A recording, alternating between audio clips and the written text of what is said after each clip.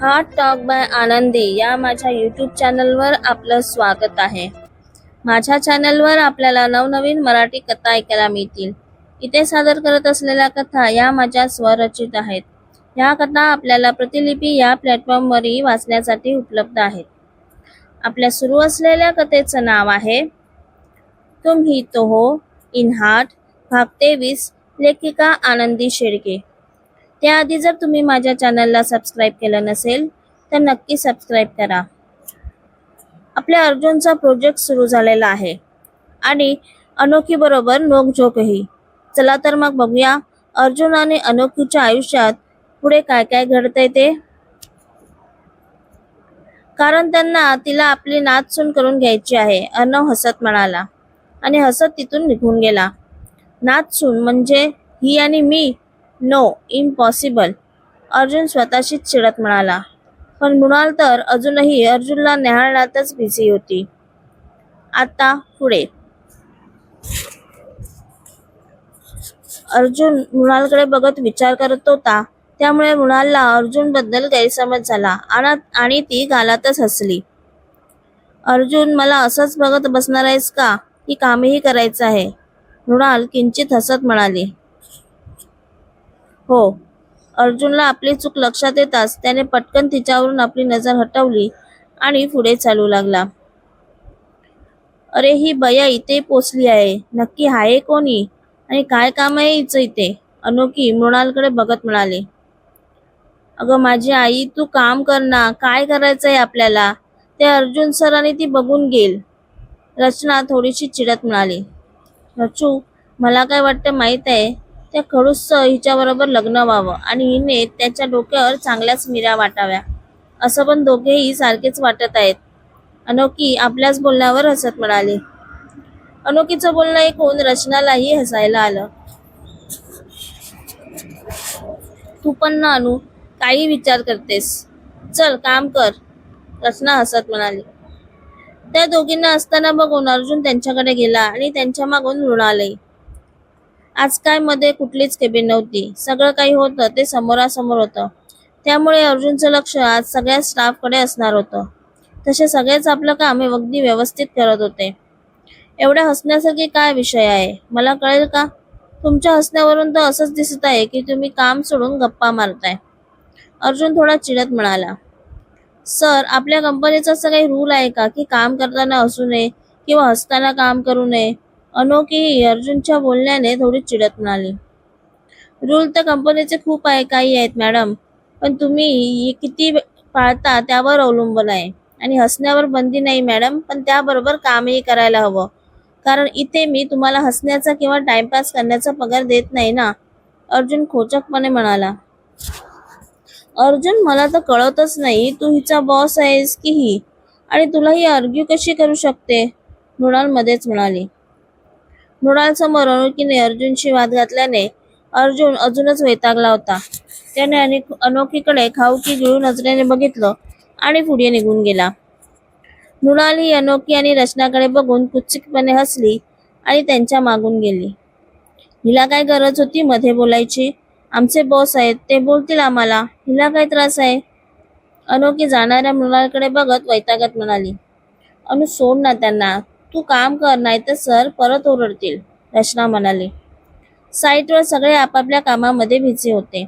अर्णवही अगदी मन लावून आपलं काम करत होता. अर्जुनही साईटवर फिरून पूर्ण घामाने भिजला होता. पण मृणाल आज तिचं काम विसरून त्याच्या मागे मागेच फिरत होती, म्हणून तो अजूनच वैतागला होता. शेवटी तो सगळ्यांना आपलं काम समजावून परत आपल्या केबिनमध्ये आला. पण मृणालला तिथल्याच कुठल्या तरी कामात गुंतवून आला होता. तिथे कृष्णराव त्याची वाट बघत बसले होते. आजोबा, कसा वाटला प्रोजेक्ट? अर्जुन त्यांच्यासमोर खुर्चीवर बसत म्हणाला. अर्जुन, तुझा प्रोजेक्ट आहे म्हणजे बेस्टच असणार, नो डाऊट. हा प्रोजेक्ट नेहमीच वर्ल्ड बेस्ट प्रोजेक्ट असणार, कृष्णराव खुश होत म्हणाले. पण आजोबा, हा प्रोजेक्ट आपल्याला जर वर्ल्ड बेस्ट करायचा असेल तर मला वाटतं या प्रोजेक्टला कमीत कमी 2 ते 3 वर्ष नक्कीच लागतील. या प्रोजेक्टमधल्या अगदी बारीक सारीक गोष्टीकडे पण आपल्याला नीट लक्ष द्यावं लागेल, अर्जुन म्हणाला. हो अर्जुन, नक्कीच. अर्जुन, तू मृणालला या प्रोजेक्टमध्ये का घेत नाहीस? म्हणजे ती सुद्धा एक मोठी कंपनी चालवते, हुशारही आहे आणि मला वाटतं प्रोजेक्ट मिळवण्यामध्ये तुझा दुसरा नंबर तिचाच होता. कृष्णाराव अर्जुनला म्हणाले. आजोबा, ती हुशार आहेच याबद्दल शंकाच नाही. बट आजोबा, हा माझा ड्रीम प्रोजेक्ट आहे आणि त्यात मी कोणत्याही बाहेरच्या व्यक्तीला हस्तक्षेप करू देणार नाही. आणि काही झाले तरी आपले कॉम्पिटिटर आहे. अर्जुन थोडा चिडत म्हणाला. पण अर्जुन, ती बाहेरची कुठे आहे? आपली घरची झाली आहे आता. मला तर वाटतं तिला दातार घराण्याची सूनच बनवून घेऊ. म्हणजे काहीच टेन्शन नाही. आणि ती आपली कॉम्पिटिटरही राहणार नाही.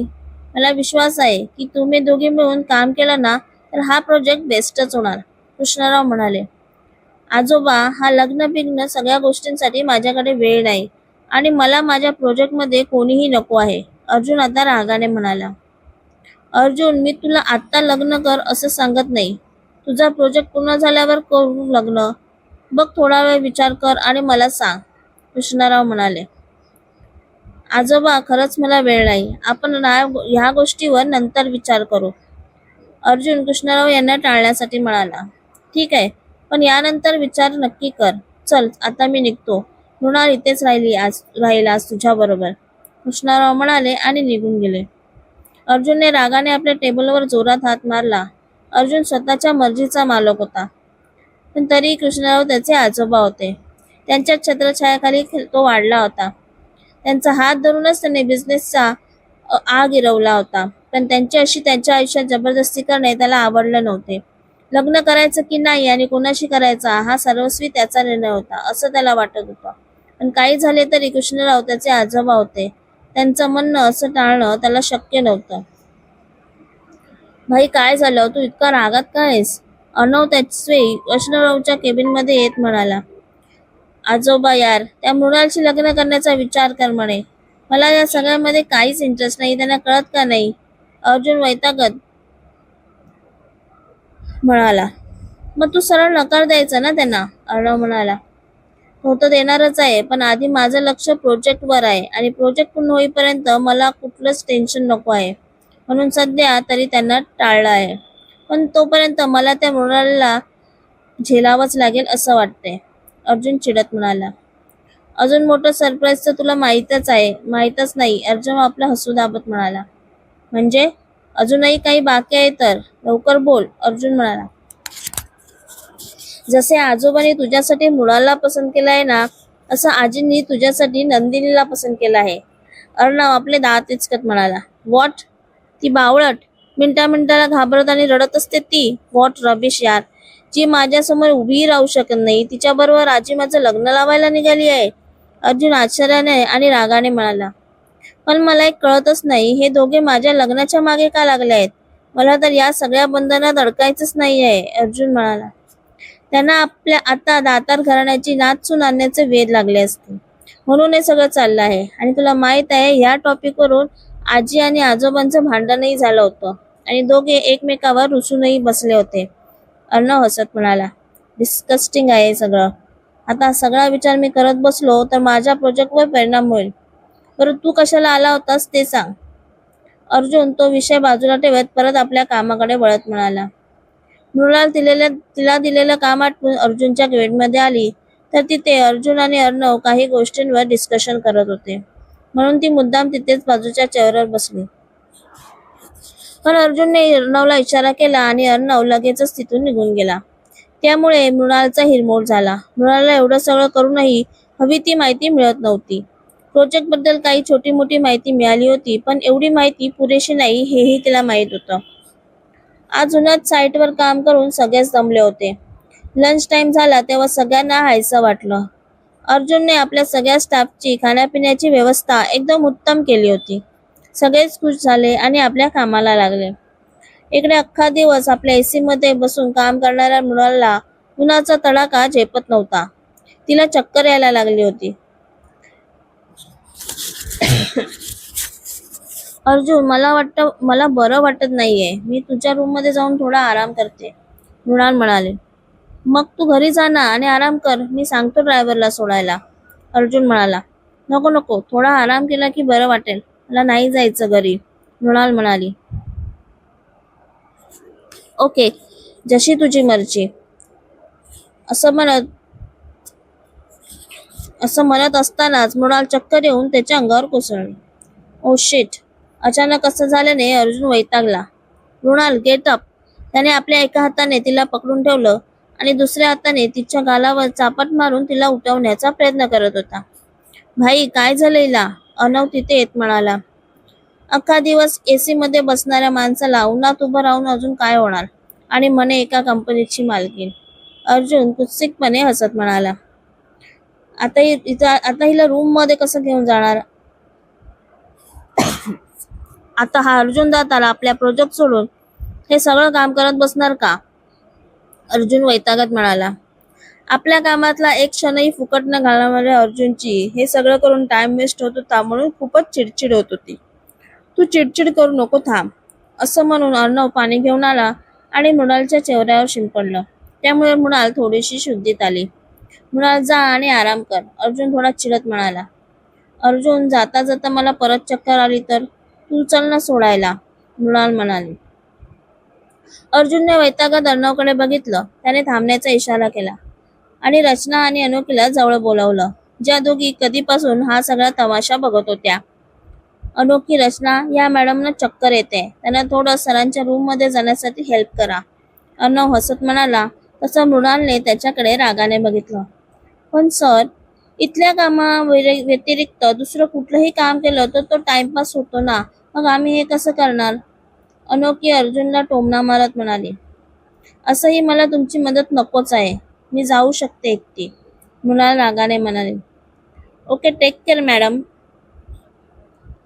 अनोखी आपलं हसू दाबत म्हणाली. मृणालला अर्जुन बरोबर जायचं होतं आणि अर्णवने अनोखी आणि रचनाला बोलावलं होतं म्हणून ती सरपडली होती आणि तशीच रागाने पाय आपटात निघून गेली. जा, आता कामाला लागा. इथं उभं राहून उगाच टाइमपास करण्याची काहीच गरज नाही, अर्जुन अनोखीकडे बघत म्हणाला. कारण अनोखीने त्याला मारलेला टोमणा कळला होता. आम्ही आलो होतो का इथे अर्णव सर? तुम्हीच बोलवलं होतं ना, अनोखी रागाने म्हणाली. हो बाई, आता मी सांगतो, जा आणि काम कर, अर्णव म्हणाला. ठीक आहे. अनोखीने एकदा अर्जुनकडे बघितलं आणि रचनाचा हात पकडून निघून गेली. अर्जुनने पण वैतागत अनोखीकडे बघून एकदा आपली मान हलवली आणि पुढे दुसऱ्या स्टाफकडे निघून गेला. बापरे, हे दोघे सारखेच आहेत. ही अनोखी पण ना जरा ऐकून घेत नाही. अर्णव स्वतःशीच पुटपुटला आणि कामाला गेला. संध्याकाळचे 7 वाजले होते. अंधार होत आला होता. अर्जुनने सगळ्या स्टाफला आपलं काम संपवून आपापल्या टेंटमध्ये जाण्यास सांगितलं.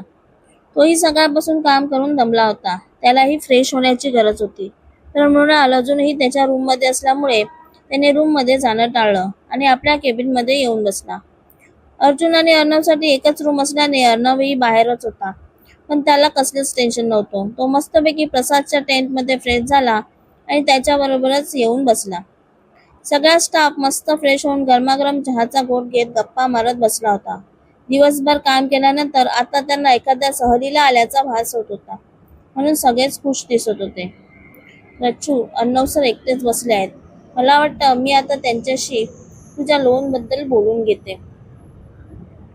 परत उद्या बिझी झाले तर बोलता यायचं नाही. असं म्हणून अनोखी अर्णव बसला होता त्या ठिकाणी गेली. कथेचा हा भाग तुम्हाला आवडला असल्यास तुमच्या मित्रमैत्रिणींबरोबर शेअर करायला अजिबात विसरू नका. ही कथा तुम्हाला कशी वाटली ते नक्की कमेंटमध्ये सांगा. कथेचा पुढचा भाग ऐकण्यासाठी चॅनलला सबस्क्राईब करा. कथेचे भाग आठवड्याच्या दर सोमवार, गुरुवार आणि शनिवार या दिवशी येतील. भेटूया पुढच्या भागात. धन्यवाद.